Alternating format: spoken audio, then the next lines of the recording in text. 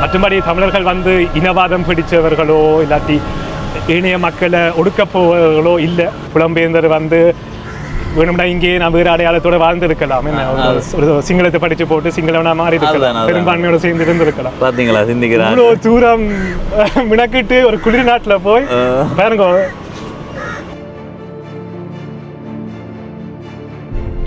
இனமாகாது. என்ன அது வந்து அனைவருக்கும் போய் சேரணும். அந்த இதில் வந்து மிகப்பெரிய தோல்விகளை தான் சந்தித்து கொண்டிருக்கிறோம். ஏன் உழவு கஷ்டப்பட்டு நாங்கள் என்றால் அதான்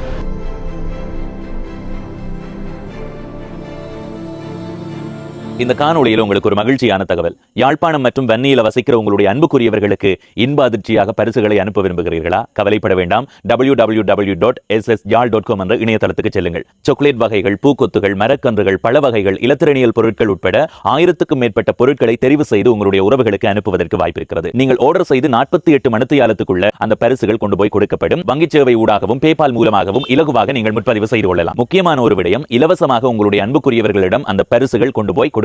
திரையில தெரிகிற இந்த தொடர்பெண்ணோட தொடர்பு கொண்டு மேலதிக விவரங்களை பெற்றுக் கொள்ளலாம். நேரடியாக பதிவு செய்வதற்கு www.ssjal.com என்ற இணையதளத்துக்கு செல்லுங்கள். வணக்கம் நண்பர்களே, நான் உங்கள் நண்பன் தட்சணாமூர்த்தி பவனீசன். இப்போ நான் எங்கே நிற்கிறேன்டா, யாழ்ப்பாணத்தில் நல்லூர் முருகன் கோயில் அங்கே இருக்குது. இன்றைய நாளில் இந்த பகுதிக்கு ஏன் வந்திருக்கிறேன்டா, ஒரு அண்ணாவை சந்திக்கிறதுக்காக. அண்ணா நாட்டுக்கு வந்ததுக்கு பிறகு, அதுக்கு முதல் அந்த அண்ணா எந்த நாட்டை சேர்ந்தவர்ண்டா, தற்போது ஜெர்மனில் வாழ்ந்து கொண்டிருக்கிறார். அவர் பிறந்ததும் அந்த நாடு தான். சந்திக்கணுமென்ற ஆர்வம் கொண்டதுக்கு காரணம், எனக்கு அடுத்து பவனீசன் உங்களை சந்திக்கலாமா, நான் இப்போ யாழ் நகர பகுதிக்கு வந்து கொண்டிருக்கிறேன் அப்படி என்று கதைச்சார். நான் நினைச்சேன் ஒரு வார்த்தைகள் தான் அப்படி இருக்குமெண்டு. இன்றைக்கு வந்து அந்த அண்ணாவை சந்தித்து கதைச்ச நேரம் உண்மையிலேயே நான் இதுவரைக்கும் நிறைய பேரை சந்திச்சிருக்கிறேன். அதில் முதல் தரத்தில் இவரை வைக்கலாம். அந்த அளவுக்கு தமிழில் கதைக்கிறார். அதை விட தமிழில் மட்டும்தான் கதைக்கிறாரான்னு கேட்டால் அதை தாண்டிய நிறைய புரிதல் அவருக்கு இருக்குது. அரசியல் ரீதியான புரிதலாக இருக்கட்டும், எங்கள் மொழி சார்ந்த புரிதலாக இருக்கட்டும், எங்களுடைய இனப்பரம்பல் சார்ந்த புரிதலாக இருக்கட்டும், கடந்த கால சேர சோழ பாண்டிய மன்னன்கள் தொடர்பான புரிதலாக இருக்கட்டும், நிறைய விடயங்கள் தெரிஞ்சு வச்சிருக்கிறார். எனவே அண்ணாவோட கொஞ்சம் நேரம் கதைப்போம். அதுக்கு முதல் அண்ணா அறிமுகப்படுத்துவோம். வணக்கம் அண்ணா. வணக்கம். எனக்கு உங்களோட பேர் தெரியும், இருந்தாலும் மக்களுக்காக உங்களோட பேர். நீங்கள் பிறந்த நாடு ஜெர்மனி. உங்களோட அப்பா அம்மா பிறந்தது எந்த இடம்? தென்மராட்சி பகுதிக்குள்ளதான். ரெண்டு பேருமே தென்மராட்சி தானா? அப்பா பிறந்தது கொடிகாமம், அம்மா நகர்பகுதியெல்லாம் பிறந்தவா. வசிப்பிடம் வந்து தென்மராட்சி. உங்களுக்கு தமிழ் மீதான ஆர்வமும் தமிழில் தான் கதைக்கணும் என்ற ஒரு எண்ணமும் எதனால் வந்தது? நீங்களே அதை உருவாக்கி கொண்டதா இல்லை சின்ன வயதுலேருந்து அம்மா அப்பா சொல்லி வளர்த்தார்களா? சிறு வயதில் நானும் விளையாட்டுத்தன கேள்விகள் கேட்பேன். என்னத்துக்கு தமிழ் படிக்கணும், என்ன அவசியம், நீங்கள் ஜெர்மன் நாட்டில் தான் வசிக்கிறேன், இதுதானே காலம் போக போகுதுன்ற மாதிரி. அந்த மூட்டத்தில் சரியான பதில் அளிக்க முடியவில்லை பெற்றோரால். பிறகு நான் தான் ஆராய்ச்சியின் மூலம் தமிழின் தொன்மையும் பழமையும், அதாவது ஒரு தனி மொழி குடும்பமே இருக்குன்னு 64 மொழிகள் இந்த பிரிஞ்சு வந்திருக்கு. அதாவது நேரடியாக பிரிஞ்ச மொழிகள் மலையாளம், கன்னடமாக இருக்கட்டும், அதுலேருந்து கிளை மொழிகள் என்று பார்த்தா 64 மொழிகள். நீங்கள் இப்போ அரசியலுக்கு போக வேண்டாம், திராவிட மொழி குடும்பமா தமிழ் மொழி குடும்பமான்ற வாதம் அது மணித்தியால கணக்காக பேசலாம். ஆனால் இந்த ஆரம்பத்தில் இருந்து பிரிஞ்சு வந்திருக்குது கன அடையாளங்கள். அப்படி பிரிஞ்சு வந்த அடையாளங்கள் இன்றைக்கு வெறித்தனமாக தங்களுடைய அடையாளத்தை பின்பற்றி கொண்டிருக்கிறோம். இப்போ மலையாளி வந்து சரியான பற்று தங்கள் மீது, கன்னட மக்களும் அப்படிதான். அப்போ அவையிலேயே அவ்வளவு பற்றோடு இருக்கும்போது இதை விட தொன்மையான நாங்கள் எவ்வளவு பற்றோடு இருக்க வேணும் என்பதை உணர்ந்தேன். ஆனால் இந்த மொழி குடும்பம் மட்டுமில்லை, அதுக்கு அப்பால் வேலைக்கு உரையாடின போலவே நிறைய வார்த்தைகள் அகில உலகம் பரவி இருக்கிறது. இப்போ இந்தோ ஆரிய மொழி குடும்பத்தை எடுத்தா கூட இப்போ நாங்கள் பேசினபடி ஜெர்மன் மொழியிலேயே அனகொண்டா அந்த வார்த்தை தமிழிலிருந்து ஆனை கொன்றானிலிருந்து வந்துள்ளது. அதே மாதிரி மேங்கோ என்ற வார்த்தை மாங்காயிலிருந்து வந்திருக்குது. அதே போல் அடுத்த உதாரணமாக இருந்தால் உலகமெங்கும் கட்டமரான் என்று சொல்லக்கூடிய ஒரு படகு வகை, அது தமிழில் தேடினால் தான் அதற்கான உண்மையான அற்றம் ஏன் அப்படி பெயரிட்டார்கள் என்று தெரியும். அதாவது கட்டுமரம் என்ற சொல்ல இருந்து ஆக மொத்தத்தில் மொழி ஆராய்ச்சின்னு வரும்போது கடைசியில் தமிழில் தான் வந்து மிதப்பினம். தமிழ் மொழி குடும்பத்தை சார்ந்தவராக கூட இருக்க தேவையில்லை. இல்லை, இந்த இடத்துல நிறைய பேர் யோசிக்கலாம், இது மேங்கோன்றது மாங்காயில இருந்து வந்த ஒரு சொல்லுன்றதை நாங்கள் சொல்கிறோம்ண்டு. இப்போ நிறைய வெளிநாட்டவர்களே அந்த மாதிரி நிறைய ரீல்ஸ் செய்து போட்டு கொண்டு இருக்கிறார்கள். ஒரு மாங்காயில இருந்து எப்படி மாறி கடைசியாக மேங்கோண்டு வந்து முடிஞ்சது மாதிரி ஒரு விடயம் வந்து இப்போ அதிகமாக பரப்பப்பட்டு கொண்டு இருக்குது. அது நாங்கள் தமிழர்கள் அதை செய்யலை, வேறு மொழி சார்ந்தவர்கள் செய்யும்போது அதுதான் தமிழர்களுக்கான ஒரு பெருமையை நினைக்கிறேன். சரி, இந்த விடயம் இருக்குது. நீங்கள் வந்து சுருக்கமாக சொல்வதாக இருந்தால், ஆனால் இது சும்மா கட்டுக்கதை இல்லை. இது வந்து மொழி ஆராய்ச்சியாளர்கள் வெளிநாட்டில் இவ்வளவோ வசதியான நாடுகளில் ஆராய்ச்சி கொண்டு இருக்கும்போது தேடலில் வந்து முடிந்த இடம்தான் தமிழ். சில பேருக்கு, எல்லாரும் இல்லை, சில பேர் வந்து தமிழே கதைக்க மாட்டாமல் திக்கி திணறி தான் கதைக்கிறார்கள். ஆனால் உங்களோட கதைக்கும் போது அது அந்த செழிப்பு தெரியுது. தமிழ் நீங்கள் தான் முதலாவதாக பேசுகிற மொழி மாதிரியான ஒரு வார்த்தை பிரயோகம்ன்றது இருக்குது. அப்போ உங்கள் அம்மா அப்பா ஊக்கம் தராமல் செய்திருக்க மாட்டேனும். அது உங்கள் அம்மா அப்பா உங்களை கட்டாயப்படுத்தி தான் இதை படிக்க வச்சுதா, இல்லை அன்பா சொல்லி ஊட்டி வளர்த்ததா? ஆரம்பங்களில் அப்படித்தான், கொஞ்சம் கட்டாயப்படுத்த வேண்டி இருந்தது. அது சிறுவயது பிள்ளைகளை வந்து அவங்க போக்கில் விட முடியாது. ஏனென்றால் அந்த நேரத்தில் அவ்வளோ தெளிவு இருக்காது. அதான் சிறு வயதில் பிள்ளைகளை கண்டித்து வளர்க்குறது. பிறகு இப்போ நீங்கள் விளங்கிக் கொள்கிற மாதிரியே நானாகவே என்னுடைய சொந்த தேடல். பிறகு நானே போய் இப்போ விளங்கப்படுத்தக்கூடிய அளவில் கொஞ்சம். இப்போ தமிழண்டு வரும்போது நாளாந்தம் கதைச்சாலே போதுமண்டு யோசிக்கக்கூடியவர்கள் சிலர். அதை தாண்டி அதன் தொன்மை சார்ந்த நிறைய விடயங்களை கேட்குறதும் பார்க்குறதும் படிக்கிறதுமாக இருக்கக்கூடிய நிறைய பேர் இருக்கணும். இப்போ உங்களுக்கு எந்தெந்த விடயங்கள் ஆர்வம் இருக்குது தமிழ் சார்ந்து? தற்காலிக அரசியல்கள் அப்படியான காணொலிகள் பார்ப்பேன். இலங்கையில் மட்டுமில்லை, தமிழகத்திலேயும். என்றால் நான் வந்து தமிழனாக அடையாளப்படுத்தும் கூட போது எனக்கு வந்து தமிழ்நாட்டு அரசியலும் மிக முக்கியம். சொல்லப்போனால் சில பேர் மறந்திருக்கலாம், ஆனால் தமிழ் அரசாங்கங்கள் இலங்கையில் கூட தமிழ்நாட்டில் தான் ஆட்சி செய்யப்பட்டது. ஒன்று சோழர் ஆட்சியம் தஞ்சாவூரில் இருந்து, இல்லாட்டி பாண்டியர்கள் மதுரையில் இருந்து. அப்போ ஆக மொத்தத்தில் தமிழ்நாடும் ஒரு சரியான வழியில் போனால் தான் நாங்களும் நல்லா இருக்கலாம் என்ற ஒரு எண்ணம் தான் நான் நினைக்கிறேன். ஜெர்மனில் வாழ்கிறீங்க, அங்கே உங்களோட வயதில் வாழக்கூடியவர்களாக இருக்கட்டும், அல்லது உங்களுக்கு முதல் அங்கே பிறந்த பிள்ளைகளாக இருக்கட்டும், இப்போ பிறந்திருக்கிற பிள்ளைகளாக இருக்கட்டும், தமிழில் எப்படியான ஆர்வத்தோடு இருக்கிறார்கள்? 100% ஆர்வத்தோடு இருக்கிறார்களா இல்லையண்டா? அதை நீங்கள் அவதானித்த வரைக்கும் சொல்லுங்கள். ஏன்னா நாங்கள் இங்கே இருந்து சொல்கிறோம் வெளிநாட்டில் தமிழர்கள் தமிழில் ஆர்வம் இல்லை என்ன மாதிரி. ஆனால் உண்மை என்ன அங்கே நீங்கள் அவதானிக்கிற வரைக்கும்? நிச்சயமாக நான் சும்மா நீங்கள் எடுத்துக்காட்டாக காட்டுறதுக்காக நீங்கள் இப்போ நான் பக்கத்தில் நின்ற வழியாக நான் உங்களோட கரைக்கிறேன். என்னை விட திறமாக பேசக்கூடிய ஆக்கள் இருப்பினம் நிச்சயமாக இருப்பினம். ஆனால் ஒரு சின்ன கலாச்சாரத்தில் ஒரு சின்ன குறைபாடு என்றால், வெளிநாட்டில் பிறந்தவர்கள் டயஸ்போரா தமிழர்கள், புலம்பெயர் தமிழர்களுக்கு பிறந்தவர்கள் வந்து ஒருத்தர் சந்திக்கும் போது பெரும்பாலும் அவதானிக்கக்கூடியது ஜெர்மன் நாட்டில் ஜெர்மன் மொழியிலையும், பிரெஞ்சு நாட்டில் பிரெஞ்சு மொழியிலையும் உரையாடி கொள்வதை பெரும்பாலும் அந்த நாட்டு மொழியிலேயே உரையாடுகிறோம். அப்போ அது வந்து ரெண்டு தமிழர்கள் சந்திக்கணும். அப்போ தமிழ்லேயே உரையாடக்கூடிய வாய்ப்பு இருந்தும் சின்ன மொழி குறைபாடு இருந்தாலும் இப்படி உரையாடினா தான் திருத்த முடியும். ஒருத்தர் திருத்தி இன்னும் ஒரு தரமான தமிழை நோக்கி பிரயாணிக்க முடியும். ஆனால் அப்படி செய்வதில்லை. அதை விட்டுட்டு ஜெர்மன்லேயே கரைப்பது, இல்லாட்டி பிரெஞ்சு நாட்டில் பிரெஞ்சுலேயே கரைப்பது, அதை அவதானிக்கக்கூடியதாக இருக்குது. அது ஒரு சின்ன ஒரு கூடாராக தான் பார்க்குறேன். தமிழர்கள் உங்களோட வயது சார்ந்தவர்களோ அல்லது இப்போத்த இளைஞர்களை நீங்கள் கண்டு கதைக்கும் போது நீங்கள் தமிழில் கதைக்க முயற்சி செய்திருக்கிறீங்களா? அப்படி கதைக்கும் போது எப்படி அங்கேருந்து வரவேற்பு கிடைக்கும்? இங்கே இருந்தே ஒரு கட்டாயம் ஒரு விடயம் சொல்லணும். அப்போ அண்ணா நாங்கள் குளிர்காலி அண்ணாக்கு முன்னால் இன்னும் நான் தமிழில் கதைக்கணும் வேறேண்டா, அப்படித்தான் அண்ணாண்ட வார்த்தைகள் இருக்குது.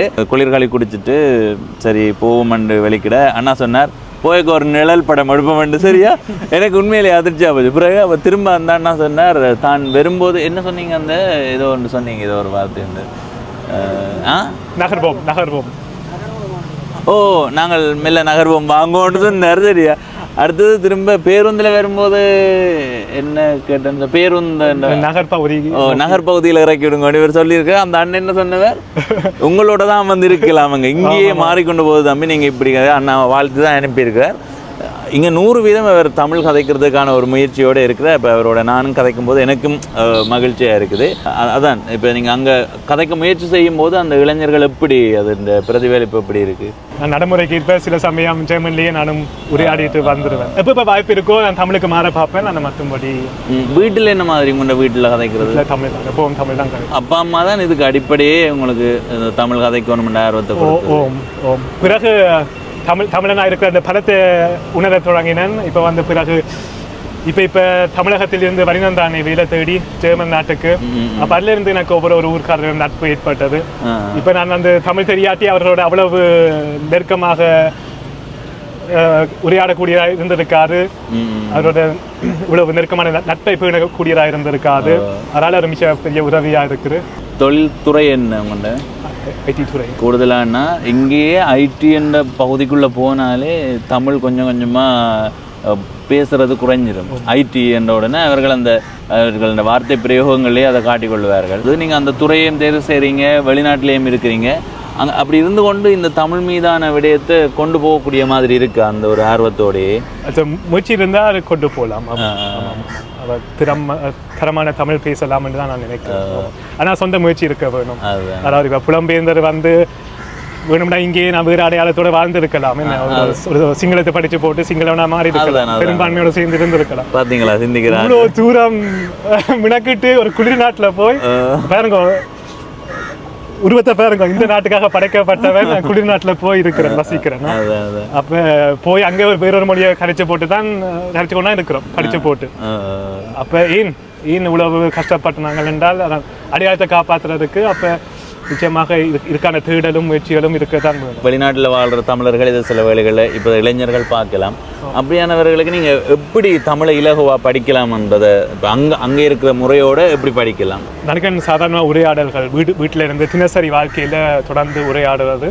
அதே மாதிரி சில இடங்களில் நாங்களும் எங்களை சாதாரண மக்கள் கூட தூய்மைப்படுத்த வேண்டிய கட்டாயம் இருக்குது. இப்போ நான் சிவபூமியில் போயிருந்தேன் நேற்று.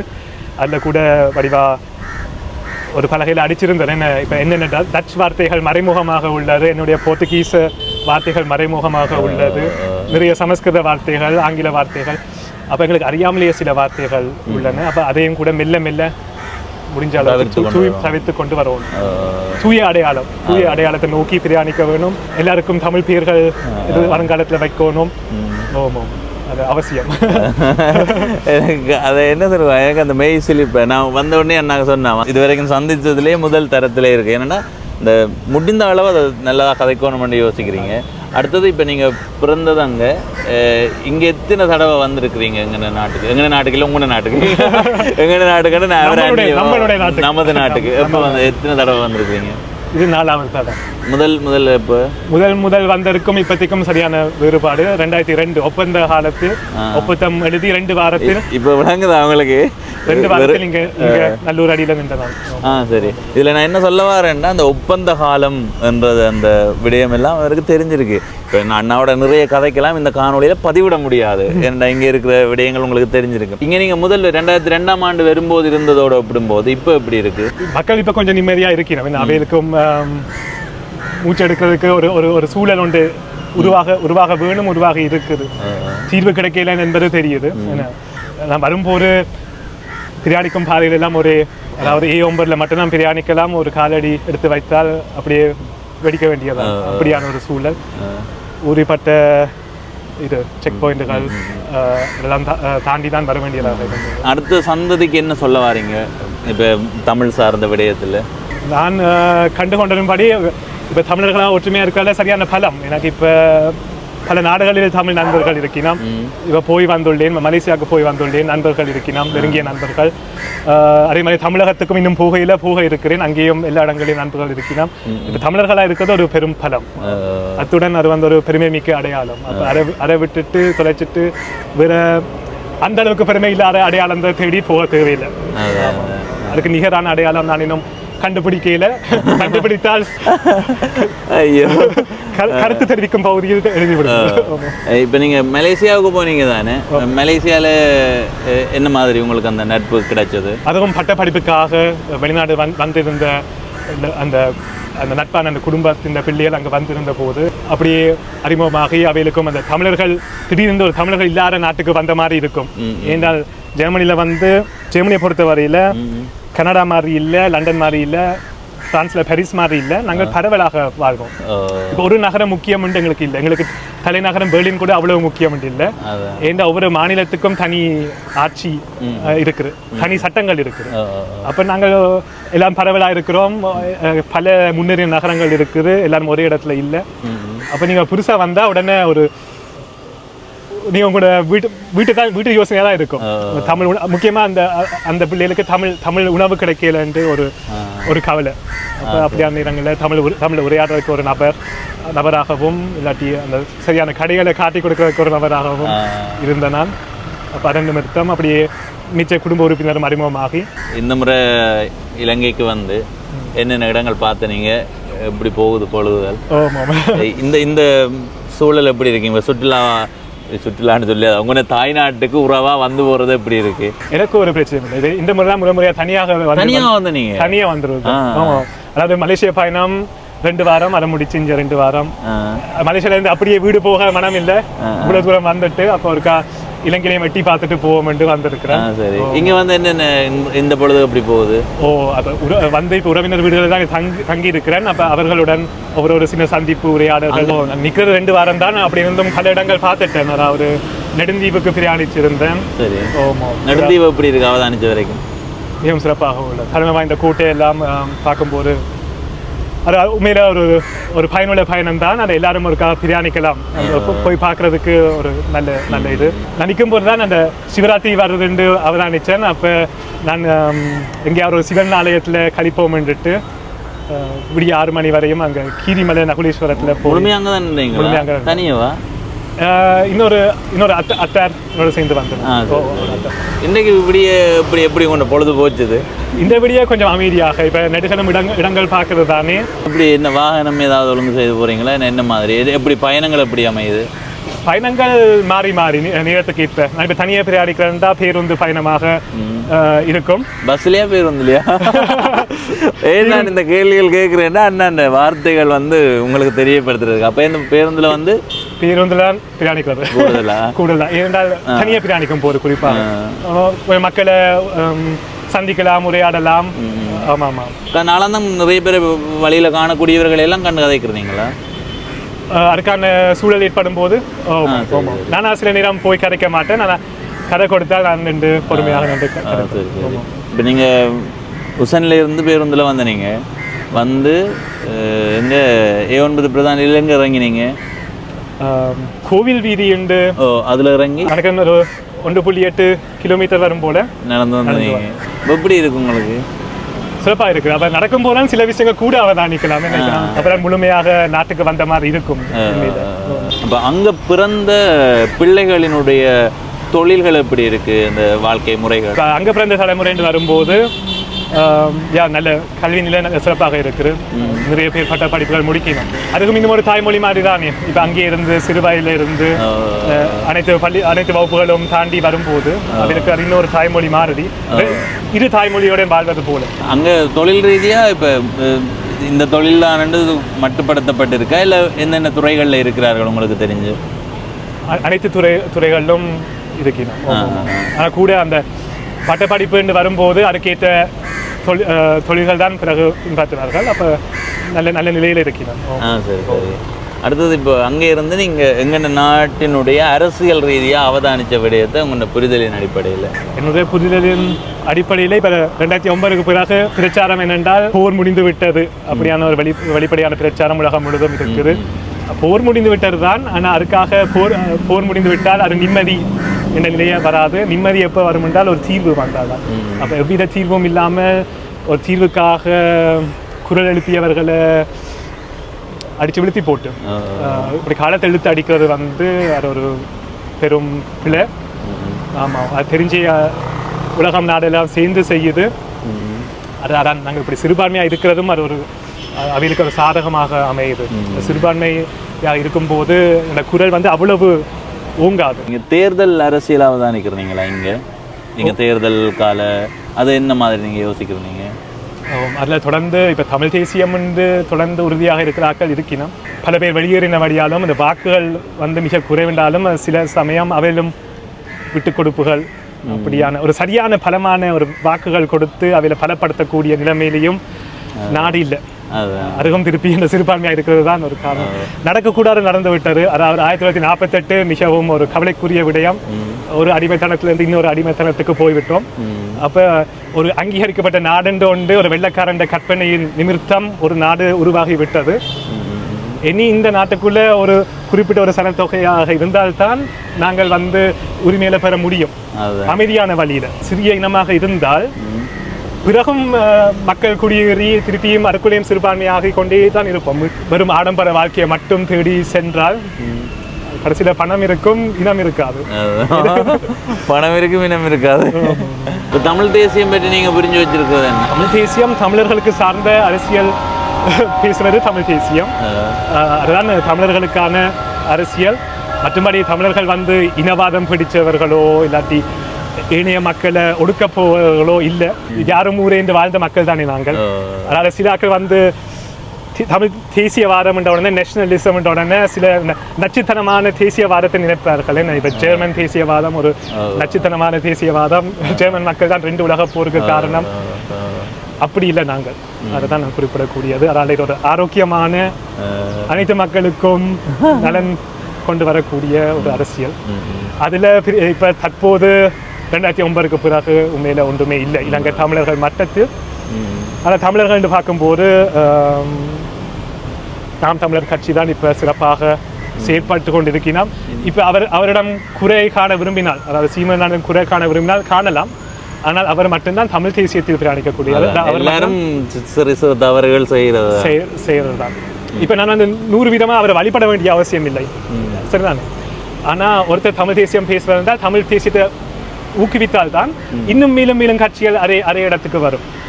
இப்போ விஜயோட கட்சி கூட அது ஒரு குழப்பகரமான கட்சி. அவர் கொஞ்சம் தமிழ் தேசியம் என்று சொல்வார், பிறகு வந்து திராவிடம் என்று சொல்வார், சரிதானே? அப்போ அது வந்து ஆனால் எல்லாம் நிலையில விஜய் கூட இல்லை. அது திருப்பி படம் நடிக்க போனால் நல்லா இருங்க. இல்லை, நீங்கள் அதை எல்லா நுணுக்கமாக இப்போ பார்த்தீங்கன்னா ஒரு தமிழ் கதைக்கிற மட்டும் இல்லை, அரசியல் ரீதியாக இப்போ நாங்கள் இங்கே இருந்து எப்படி அவதானிக்கிறோமோ அதே அவதானிப்பு இங்கே இருக்குது. அதுக்காக அவதானிக்கக்கூடாதுன்னு சொல்லல. இப்போ வெளிநாட்டில் இருக்கிற அந்த இளம் தலைமுறையோடு ஒப்பிடும்போது இவரை நான் உங்களுக்கு அறிமுகப்படுத்தணும்னு யோசித்ததுக்கும் அதுதான் காரணம். அடுத்தது இப்போ நீங்கள் தமிழ்நாட்டில் அப்படி ஒரு அறிமுகப்படுத்தல் அடையாளம் காட்டினீங்க. இப்போ எங்களுடைய நாட்டில் நிறைய கட்சிகளாக பிரிஞ்சு போயிருக்குது. நீங்கள் வெளிநாட்டில் இருந்து உங்களோட அப்பாவோ அம்மாவோ யாருடைய ஒரு கருத்தும் இல்லாமல் உங்களை தம்பி இந்த கட்சி தான் நல்லம், இந்த கட்சி தான் நல்லம்னு சொல்லாமல் நீங்கள் இங்கே நிறைய அவதானிச்சிருப்பீங்க. அவதானித்த வரைக்கும் இங்கே சரியாக செயற்படுறதா நினைக்கிற கட்சி எதுன்னு நினைக்கிறீங்க? எனக்கு மிகவும் பிடித்த அரசியல் வந்து அந்த மிதிவண்டி கட்சி. அதாவது அது யாராவது உங்களுக்கு சொல்லி தந்தவர்களா? இல்லை, அது என்னுடைய நான் வந்து செய்திகளில் பார்க்கும்போது உதாரணமாக அவர்கள் எந்த விதத்தில் தெளிவாக நினைக்கிறீங்க? அவர்கள் இப்படி முக்கியமான பிரச்சனை எல்லாம் முன்னின்று அந்த பிரச்சனையை கொஞ்சம் பிரபலப்படுத்தினோம். அரசியலுக்காக தானே செய்யணும். அது அரசியலுக்காக செஞ்சாலும் அதாவது எங்களுக்கு ஒரு பலன் வருமாக இருந்தால் அது நல்லது. இல்லை, நான் இது வந்து அப்படி சொல்லி அப்படி அந்த எண்ணத்தோட உங்கள்கிட்ட இருந்து பதில் எதிர்பார்க்கறது. அந்த வலுக்கட்டாயமாக இதை விஹார கட்டுப்படும் விஷயம் இப்போ ஓடிக்கொண்டிருக்கு. அப்போ யாராவது அதில் முன்னிக்கிறமோ அவரை சார்ந்துதான் நான் இருப்பேன். மற்றபடி அதான் நான் தூர நோக்க பார்வையில் சிந்திக்கிறாள். அப்போ நான் வந்து தமிழ் அடையாளத்துக்கு நீண்ட கால அடிப்படையில் யார் பலன் அளிப்பினம் என்று சிந்திக்கக்கூடிய நபர். மற்றவர் இப்போ இருக்கிற மக்கள் சிலர் தங்களுடைய வாழ்க்கையை மகிழ்ச்சியாக கழித்தால் போதும் என்று சிந்திக்கணும். பிறந்தோம் எங்களோட வாழ்க்கை மகிழ்ச்சியாக இருந்தால் போதும் என்று சிந்திக்கிறார்கள். அப்போ அவர் வந்து எங்கே லாபம் கிடைக்குமோ அந்த கட்சிக்கு வாக்களிப்பார்கள். இப்போ கன அடையாளங்கள் வந்து தமிழிலிருந்து வந்து சரிதானே கொஞ்சம் கொஞ்சமாக மதம் சார்ந்து சிந்தனைகள் வந்தவுடன் தங்களை வந்து ஒரு தனிமையாக ஒரு அடையாளப்படுத்தக்கூடிய நிலைமைகள் இருக்குது. இதே ஒரு அங்கீகரிக்கப்பட்ட நிலமாக இருந்தால் அப்படி போவார்களா என்பது ஒரு கேள்வி. அனைவருமே தமிழர்கள் என்ற ஒரு இதுக்குள்ளே கொண்டு போகலாம். இப்போ நீங்கள் வெளிநாட்டில் நீங்கள் வாழ்கிறீங்க, நீங்கள் வந்து வேறு மொழியை கதைச்சு அந்த நாட்டு மொழியை கதைச்சு உங்களோட வாழ்க்கை தரத்தை நீங்கள் மேம்படுத்தி கொண்டு போகலாம். அதால் என்ன பாதிப்புன்னு நினைக்கிறீங்க எதிர்காலத்தில்? ஒரு கட்டத்தில் இப்போ இருக்கிற இந்த கலப்பு தமிழர் அடையாளங்கள் மாறுதி. உதாரணமாக இப்போ உங்களுக்கு தெரியும் சேர வம்சம், தமிழகம் என்பது ஒரு பெரிய ஒரு பரந்த ஒரு நிலப்பரப்பு. இப்போ இந்த தமிழகம் இல்லை, நான் பேசுகிறது சங்ககால தமிழகத்தை பற்றி. சேர சோழ பாண்டியர்கள் பல்லவர்கள் ஆண்ட நிலம். அதில் குறிப்பாக இந்த கேரளா வந்து இப்போ தனி மாநிலமாக அறிவிக்கப்பட்டிருக்கு. அது இன்று தமிழகம் இல்லை. ஏனெனில் அவர்கள் வந்து தமிழை மறந்தபடியால். அவ்வளோ காலமும் அது தமிழர் நிலப்பரப்பு, வளம் மிக்க ஒரு நாடு, அழகான நாடு, போரில் யாரிடம் தூக்காத நாடு. எப்படி அப்படி இருந்தும் தோத்து போனோம் என்றால் அவர்கள் தமிழை மறந்தபடியா அவர்கள் ஏதோ சமஸ்கிருதத்தில் ஏதோ பெருமை இருக்குது என்று கூறிக்கொண்டு அதையும் இதுக்குள்ளே புகுத்தி தமிழ் மொழிக்குள்ளே புகுத்தி தூய தமிழர்களாக இருந்தவர்கள் இன்றைக்கு ஒரு அடையாளமாக இருந்து இப்போ நாங்கள் சகோதரர்கள் இப்போ ஒருத்தருக்கு ஒருத்தர் சில அரசியல் முரண்பாடுகளும் மோதல்களும் கூட ஏற்படும். அப்போ நாங்கள் அந்நியப்பட்டுப்போம். இப்போ நாங்கள் இந்த சகோதரர்களாக இங்கே நின்று உரையாடி கொண்டு இருக்க மாட்டோம். அதுக்கு காரணம் தமிழ் தான். அதுக்கு காரணம் தமிழ் தான். இப்போ நாங்கள் வந்து சைனர்கள் தமிழ் பேசினா கூட கொண்டாடுறோம். அப்போ அதே மாதிரி தான் எங்கள் இனத்தவர்கள் யார் தமிழ் பேசினாலும் அது கொண்டாட வேண்டிய ஒரு நிகழ்வு. அதை விட்டு விலகி சென்று பிறகு இப்படியான சந்திப்புகள் ஏற்படாது. அடுத்தது இந்த இங்கிலீஷ் பேசினாலும் தமிழண்டான்ற ஒரு வார்த்தை இப்போ பெருசாக பேசப்படுது. அதை பற்றி என்ன நினைக்கிறீங்க? நிச்சயமாக இல்லை. அதான் இப்படியான கலப்பு அடையாளங்கள் உருவாகிறதே அப்படிதான். சமஸ்கிருத கலப்பாக இருக்கட்டும், இப்போ நாங்கள் தினசரி பாவிக்கும் போது இருக்கக்கூடிய போர்த்துகீஸ் டச் வார்த்தைகளாக இருக்கக்கூடும், ஆங்கில வார்த்தைகளும் அதே கதை தான். கொஞ்சம் கொஞ்சமாக மாறுபட்ட ஒரு அடையாளத்தை நோக்கிய ஒரு பிரயாணம். அது அவசியம் இல்லை. எல்லாத்துலேயும் தூய்மையாகட்டும், பேசும் தமிழ் தூய்மையாகட்டும், ஆக்களுடைய பீர்கள் தூய்மையாகட்டும், வழிபாட்டு தலங்கள் கூட தூய தமிழில் பூஜைகள் நடக்கட்டும். அதாவது இனுவில் அந்த கோயில் போன்று ஒரு நல்ல எடுத்துக்காட்டாக குறிப்பிட வேண்டிய ஒரு தெளிவான ஒரு மக்கள். நல்ல முயற்சி. இப்போ இங்கே வந்து நான் அவதானித்த வரைக்கும் நிறைய தமிழ் கட்சிகள் ஒற்றுமை இல்லை, எல்லாம் பிரிஞ்சு நிற்கிறார்கள். இதை பிரிக்கிறவர்கள் சிங்களவர்கள் தானே இங்கே இருக்கக்கூடியவர்கள் பேசுகிறார்கள். ஆனால் புலம்பெயர்ந்து வாழக்கூடிய அமைப்புகளை பிரிக்கிறதுக்கு இங்கேருந்து சிங்களவர்கள் வருவார்களான்னு எனக்கு தெரியலை. அங்கே எல்லாருமே ஒற்றுமையாக இருக்கிறார்கள் அமைப்பு ரீதியாக, ஒரு இலக்கின் அடிப்படையில் அவதானித்த வரைக்கும். அதுலேயும் தனிச்சு பிரயாணிப்பவர்கள் உண்டு. அதாவது ஐநாவில் கூட அது வந்து பெரிய ரகசியம் இல்லை. வெவ்வேறு மக்கள், வெவ்வேறு கட்சிகள் அங்கே ஒன்று கூட அமைப்பு ரீதியாக வெவ்வேறு அமைப்புகள் போய் சந்திக்க முயலுவினம் உள்ளுக்கு ஐநாவுக்குள்ள. ஆனால் எல்லாருமே இப்போ எதிர்கால சந்ததி எப்படி இருக்குது, அடுத்த தலைமுறை அமைப்பு ரீதியாக ஒன்றாகிறதுக்கான சந்தர்ப்பங்கள் எப்படி இருக்குது?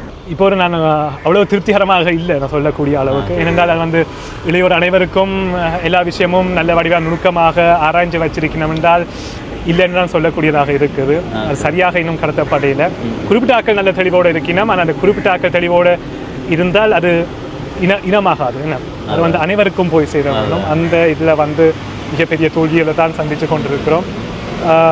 அதுக்கு சொல்லக்கூடிய இளைஞர்களை கொஞ்சம் சுயமாக பௌத்தறிவோடு சிந்திக்க வைத்தால் நல்லது. அதை விட்டுட்டு சும்மா இதுதான் கதை, இதை கேட்டு பின்பற்று என்றால் அது கஷ்டம். ஆமாம், அவையில தாராக தேடட்டும், இணையதளத்தில் தேடலாம்.